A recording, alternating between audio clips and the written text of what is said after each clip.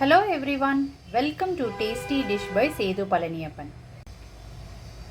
இன்னைக்கு chicken roast recipe தான் பார்க்க போகிறோங்க. இந்த ரெசிபி செய்கிறதுக்கு 1/2 கிலோ சிக்கன் எடுத்து வச்சுருக்கிறேன். சிக்கனை உப்பு மஞ்சள் போட்டு நல்லா கழுவி சுத்தம் பண்ணி வச்சுருக்கிறேங்க. சிக்கனில் மசாலா பொருட்கள்லாம் சேர்த்து ஊற வச்சுக்கலாங்க. 1/2 கிலோ சிக்கனுக்கு 1/2 spoon Kashmiri red chilli powder சேர்த்துக்கிறேன். மஞ்சள் தூள் சேர்த்துக்கிறேன். உப்பு சேர்த்துக்கிறேன். 1/2 பழத்தோட லெமன் ஜூஸ் சேர்த்துக்கிறேன். எல்லாத்தையும் ஒன்று சேர்த்து நல்லா மிக்ஸ் பண்ணியாச்சுங்க. இதை 1/2 hour மேரினேட் பண்ணி எடுத்துக்கலாம்.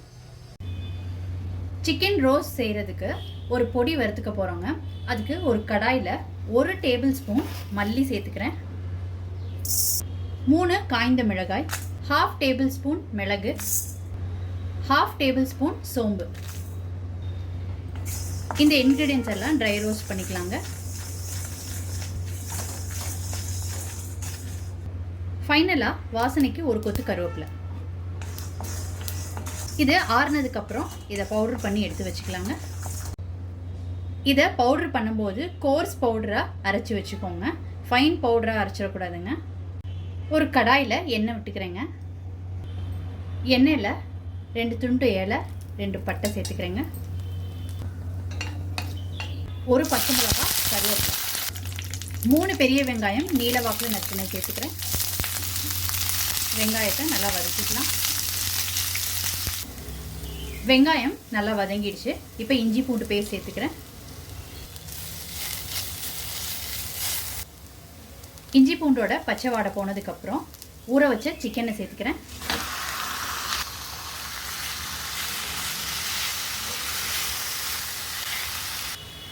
நல்லா கலந்து விட்ட பிறகு இதை மூடி போட்டு ஒரு 10 நிமிஷத்துக்கு குக் பண்ணி எடுத்துக்கலாங்க. 10 மினிட்ஸ் ஆனதுக்கப்புறம் இதில் உப்பு சேர்த்துக்கிறேங்க. ஏற்கனவே சேர்த்துருக்குறோம், அதனால் பார்த்து சேர்த்துக்கோங்க. 1/4 டீஸ்பூன் கரம் மசாலா தூள், வறுத்து அரைச்ச பொடியை சேர்த்துக்கிறேங்க. இது எல்லாத்தையும் ஒன்று சேர கலந்து விட்டுக்கும். மசாலாவை நல்லா மிக்ஸ் பண்ணியாச்சு, எல்லா சிக்கன்லையும் செய்கிற மாதிரி. இப்போ கொஞ்சமாக தண்ணி தொளிச்சுக்கலாங்க. இதை நல்லா கலந்து விட்டுட்டு இன்னும் ஒரு 5 நிமிஷம் மூடி போட்டு குக் பண்ணி எடுத்துக்கலாங்க. சிக்கன் ரோஸ்ட் ரொம்ப சூப்பராக ரெடி ஆயிடுச்சுங்க. இப்போ மல்லித்தலை தூவிட்டு இறக்கிடலாம்.